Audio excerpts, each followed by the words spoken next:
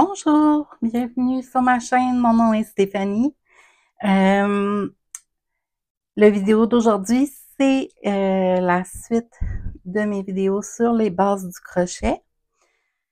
Aujourd'hui, je vais vous montrer comment changer de couleur dans un projet. Je vais vous montrer deux méthodes différentes. Je vais en faire un en faisant un granny square, comme on a vu dans mon dernier vidéo sur les bases du crochet. Je vais faire aussi un changement de couleur dans un projet plat plus régulier. Donc, pour commencer, là, c'est mon échantillon que j'ai fait avec vous la semaine passée de Granny Square.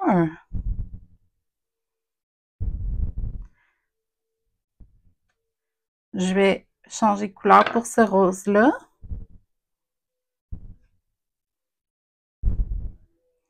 Bon.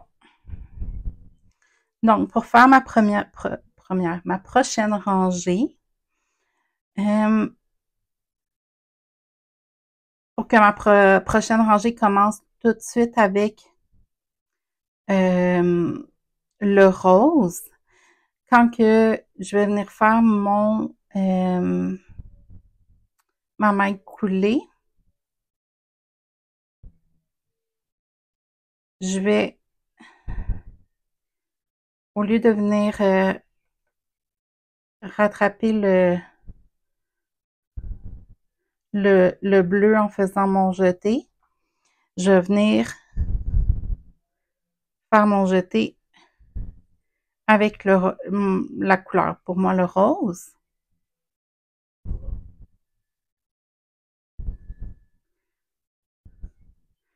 C'est sûr qu'il faut faire attention, j'ai maintenu une tension sur le rose parce que il est pas rattaché à rien, donc votre maille peut grossir rapidement.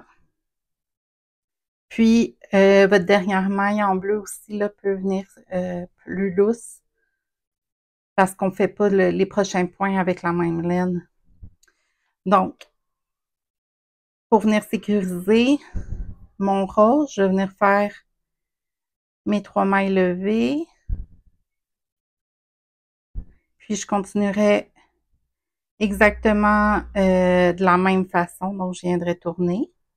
Puis là, vous allez avoir le bout de laine de rose, puis de bleu. Je ne l'ai pas coupé, là, mais vous pouvez le couper, puis ça va vous faire votre...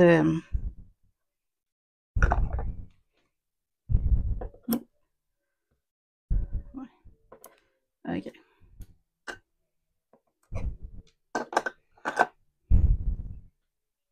Comme ça. Là, je viendrai faire mes 2 autres brides dans ma nouvelle couleur.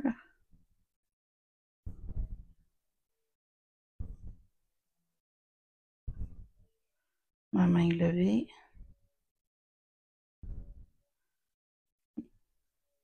Dans un coin.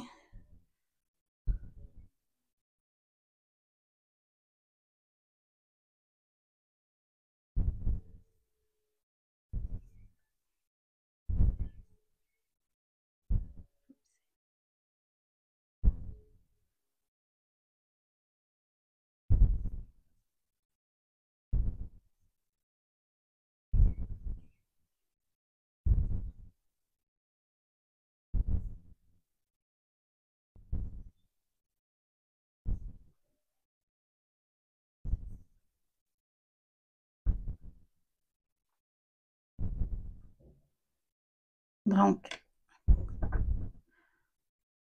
en ayant fait mon changement de couleur, en faisant ma maille coulée, ça fait que j'ai pas de bleu qui monte dans mon rose, puis j'ai pas de rose qui est commencé dans le bleu. Puis, une fois que vous avez terminé votre Granny Square, vous allez juste venir tisser les bouts de laine dans vos points pour venir les sécuriser. C'est sûr qu'il faut pas, j'irai pas, mettons, tisser le bout de laine rose dans le bleu, je vais le monter puis je vais aller dans le tisser où j'ai du rose. Même chose pour le bleu, j'irai pas le monter dans le rose, mais j'irai rester dans le bleu. Puis, même si vous avez fait le cercle magique de la même façon que moi en faisant 2 tours au centre, on pourrait couper tout de suite la laine, puis ça devrait être quand même assez sécure. Mais j'aime quand même mieux venir refaire des tours, puis y aller tu sais, je ferais, mettons, un tour de ce sens-là, je monterais un petit peu dans les points, puis là, je redescendrais, je ferais un tour de l'autre sens pour m'assurer que ma laine est vraiment sécurisée, puis que ça va pas se défaire. Si jamais un vidéo sur comment venir tisser vos bouts de laine vous intéresse, laissez-moi savoir dans les commentaires, puis je regarderai pour vous en faire un. Donc, ça, c'est une façon de changer de couleur au milieu d'un projet, juste en venant en utilisant la nouvelle couleur pour faire un jeté. OK. J'ai fait un petit échantillon d'un projet plat. J'ai juste fait 4 rangées en demi-bride. Je vais vous montrer comment changer de couleur, que ça soit au début de la rangée. Je vais en refaire un aussi au milieu de la rangée, juste pour montrer. Ça va être très similaire les deux, puis ça va être similaire aussi à ce que je vous ai montré avec le Granny Square. Donc, si vous êtes au début de votre rangée comme ça, que ce soit pour changer de couleur ou tout simplement pour rejoindre une nouvelle balle de la couleur parce que vous avez terminé la première balle de laine.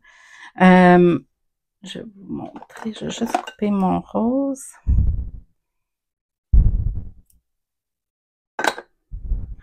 Puis, on va venir joindre le bleu.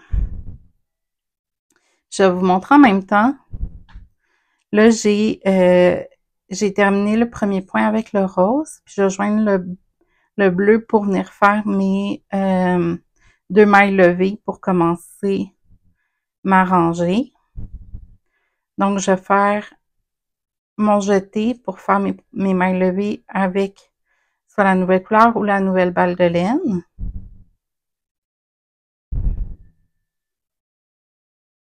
Donc, j'ai mes 2 mailles levées.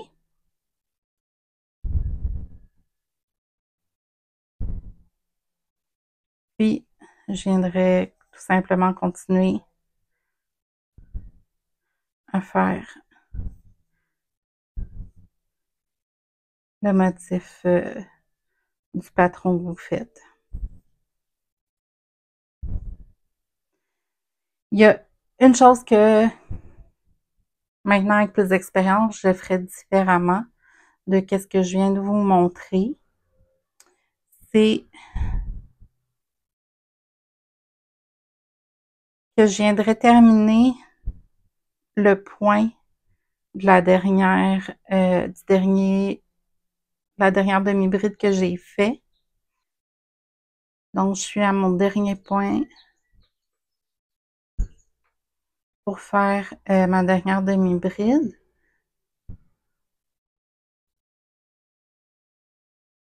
Quand que, au lieu de faire mon dernier jeté en utilisant le rose, c'est là que je viendrai prendre mon autre couleur. C'est vraiment plus pour les changements de couleur que pour ajouter une balle de laine de la même couleur. Je ferai mon dernier jeté avec le bleu. Là, juste pour venir le sécuriser pour que je puisse vous montrer la différence. Je vais juste venir faire une ou deux demi-brides. OK. Bon. Là, je vais serrer un peu mon point. Donc, ma dernière demi-bride, sans compter le bout de laine là, que je viendrai tisser dans le bleu après. Ma dernière demi-bride, elle finit bien rose. Puis mon début de rangée est vraiment plus net avec le bleu.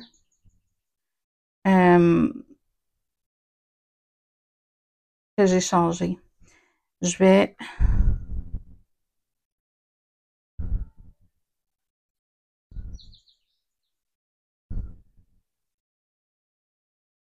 finir ma rangée. Ben,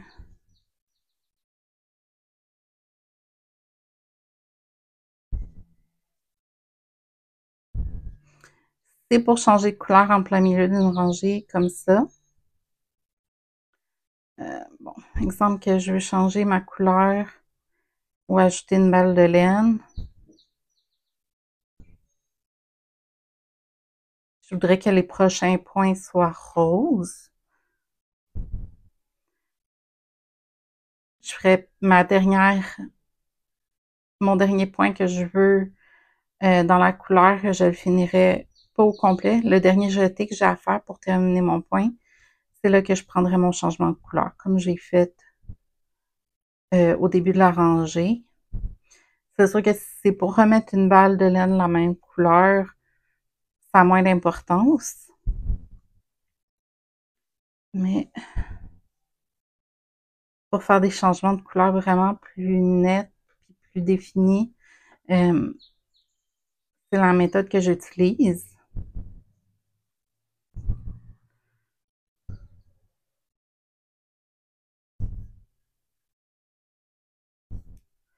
Puis, qu'est-ce que je vais faire? Je vais refaire une rangée en rose.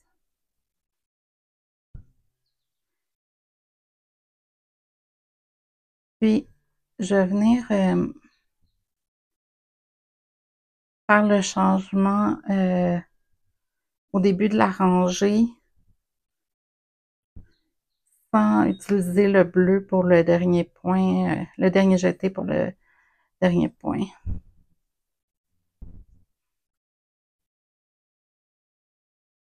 OK.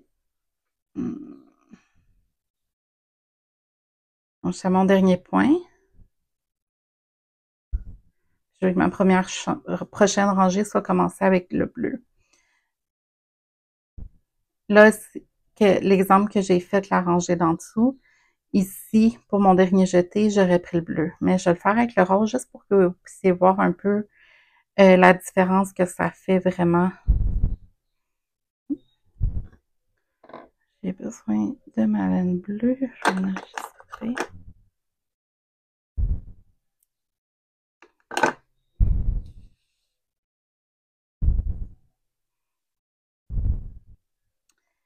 Si je fais mon changement ici, je fais mes deux mains levées et je vais faire quelques brides en bleu juste pour sécuriser ma laine puis avoir quelque chose d'un peu plus net à montrer. OK.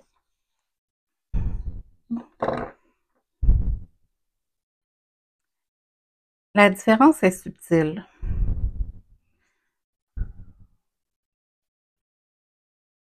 Mais ici, le rose, il reste vraiment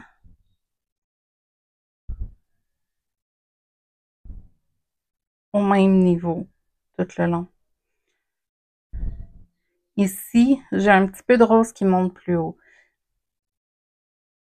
Dans un gros projet, ça paraît pas énormément au point que on voit juste ça. c'est pas grave, c'est pas rien, mais je trouve juste que en utilisant la nouvelle couleur pour juste venir faire le dernier jeté du dernier point de avant de faire le changement, ça fait juste plus net, si on veut, comme changement de couleur. Même chose au milieu de la rangée. Je vais avoir tout plein de petits bouts.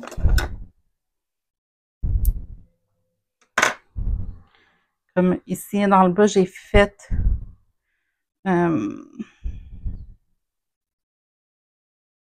le dernier jeté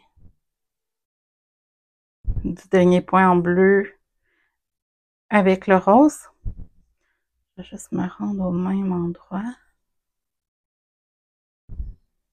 OK. Là, je vais changer pour le rose, mais j'ai pas fait mon dernier jeté avec le rose. Je l'ai fait avec le bleu. Là, je veux que mes derniers points soient en rose.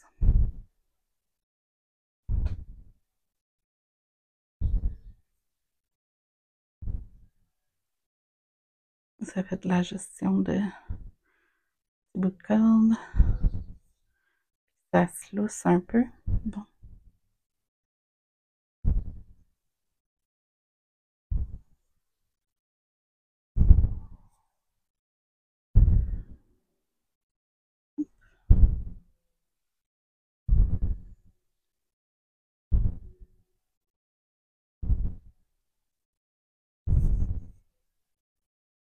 OK.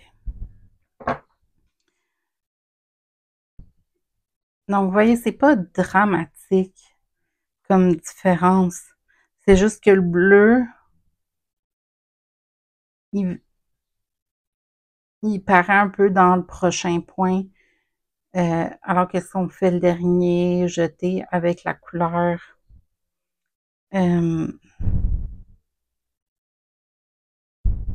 avec la nouvelle couleur, ça fait juste la séparation est plus marquée, je trouve. Mais c'est pas laid, c'est pas faux, c'est pas. Il n'y a rien de mauvais de le faire de l'autre façon. Surtout au début, ça peut être plus facile. Mais je voulais vous le montrer. Une autre façon de changer de couleur, c'est, il appelle ça comme le nœud magique, si on veut. C'est en venant faire un nœud pour joindre les deux, soit les deux balles de laine. C'est pour changer de balle de laine encore là parce qu'on a presque fini une, puis on va entamer la prochaine. Ou changer de couleur, faut calculer que le nœud va être au bon endroit pour notre changement. Mais c'est faisable. La façon de faire ce nœud magique-là, c'est d'un côté, il faut mettre les deux bouts de laine comme ça, là, qui sont le bout ici d'un côté, puis lui est de l'autre. On vient croiser et passer par en dessous. Puis, ensuite, là, vous venez faire un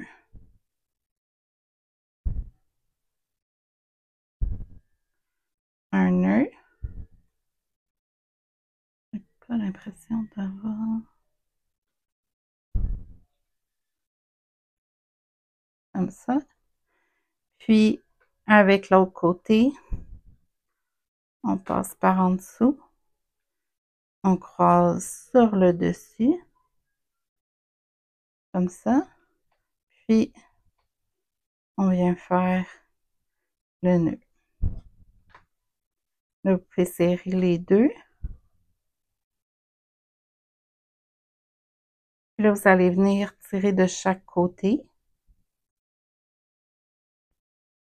pour joindre.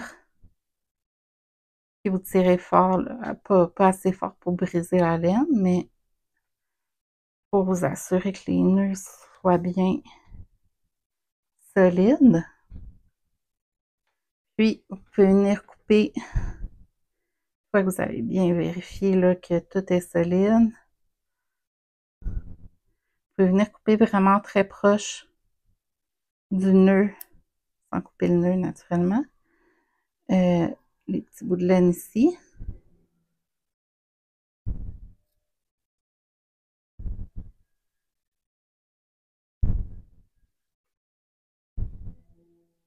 Voilà.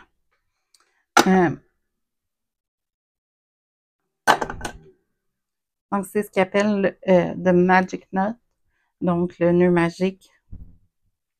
Il y en a beaucoup qui utilisent ce nœud-là pour faire des balles de laine avec leur restant de laine. Il faut que ça soit une laine de même grosseur naturellement, là. Mais exemple, si ça c'est de la laine fingering, ça aussi.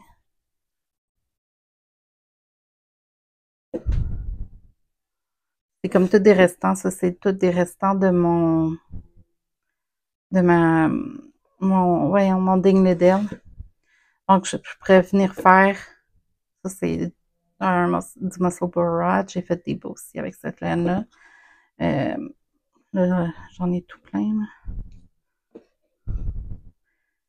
Mais pour joindre toutes ces laines-là, ces petits bouts de laine, lui est un petit peu trop petit, là, mais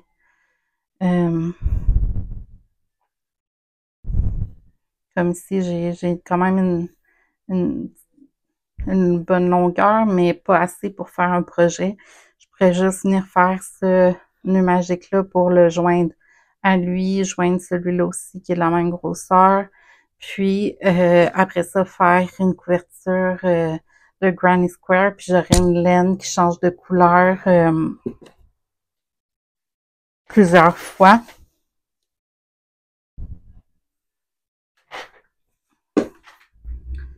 Donc, ça, c'est une autre méthode. Il y a d'autres méthodes. Ça, c'est des laines acryliques que j'ai. Mais quand c'est de la laine, on peut venir le feutrer les deux bouts de laine ensemble. Quand c'est de la... Ça, c'est de la superwash. Je pense pas que ça marcherait aussi bien. Mais quoi que...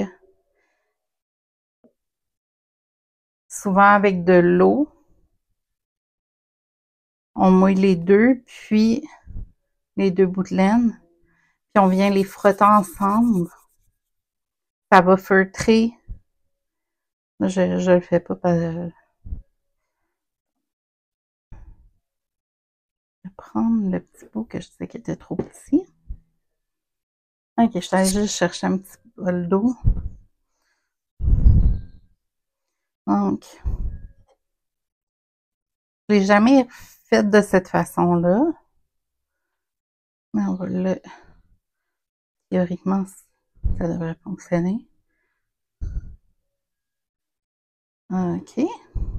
Donc, j'ai mouillé mes deux bouts. Je vais serrer un peu. Là, j'ai croise comme ça.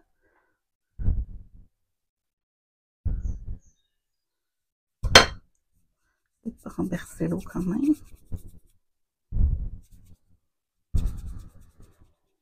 Je vais juste frotter la laine entre mes mains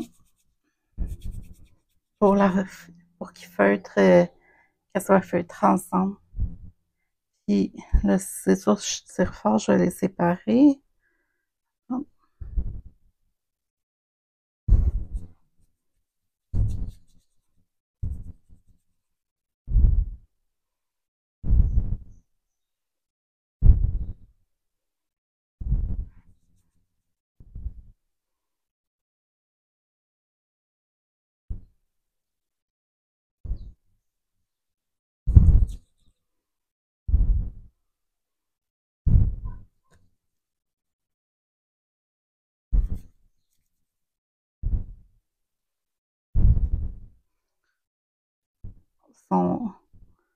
Sont joints. C'est sûr, ça vient changer la texture de la laine par contre.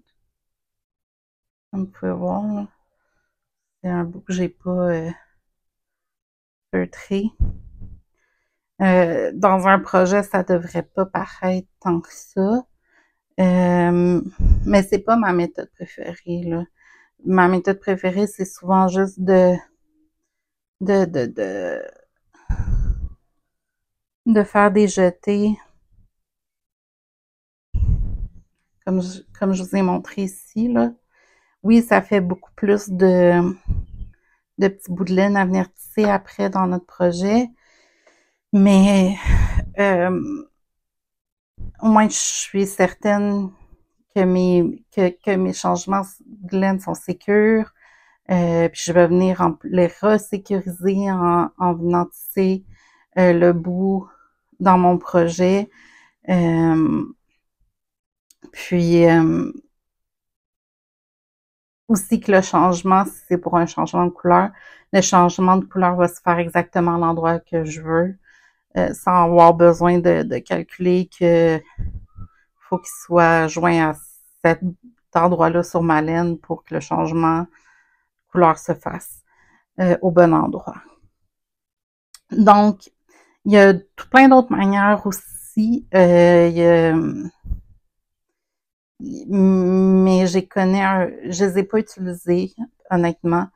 Je vous dirais que si c'est pas un nœud magique comme je vous ai montré ici, je joins ma nouvelle laine ou je change de couleur avec des jetés. Donc, ça va faire le tour de qu'est-ce que je voulais vous parler aujourd'hui. Ça va être un petit vidéo un peu plus court. J'ai eu l'idée de faire un crochet à langue crocheté avec moi pour un projet qui est Last Dance on the Beach. C'est une couverture au crochet. Il y a 12 motifs de crochets différents pour qui viennent créer la couverte. J'ai pensé que cet automne, on pourrait la faire en même temps, faire chacun des motifs en même temps durant la même semaine. Puis je pourrais en parler durant mes podcasts pour voir le progrès, pour voir le motif et tout ça. Donc, si ça vous intéresse, laissez-le moi savoir dans les commentaires. C'est sûr que je ferai à ce moment-là une vidéo si ça intéresse ne serait-ce qu'une personne. Je ferai une vidéo à ce moment-là avec le matériel nécessaire pour le projet et les préparatifs si on veut. La première fois que je l'ai faite en regardant des vidéos, un tutoriel de quelqu'un sur YouTube qui avait l'autorisation de la compagnie de faire ces tutoriels-là, sont en anglais et en danois, si je ne m'abuse. Si c'est quelque chose qui vous intéresse, j'en ai pas trouvé de vidéo en français. Je pourrais essayer de communiquer avec la compagnie qui a ce projet-là pour voir si je suis autorisée à faire des vidéos sur chacun des motifs de la couverte en français. Donc, laissez-moi savoir si c'est vrai, c'est quelque chose qui peut vous intéresser. Puis, donc voilà, ça fait le tour aujourd'hui. S'il vous plaît, aimez la vidéo. Ça aide vraiment à faire connaître ma chaîne. On est rendu à 230 abonnés. Je remercie tous et chacun d'entre vous de votre soutien. Abonnez-vous si ce n'est déjà fait pour plus de vidéos comme ça. Puis, on se voit la semaine prochaine. Au revoir.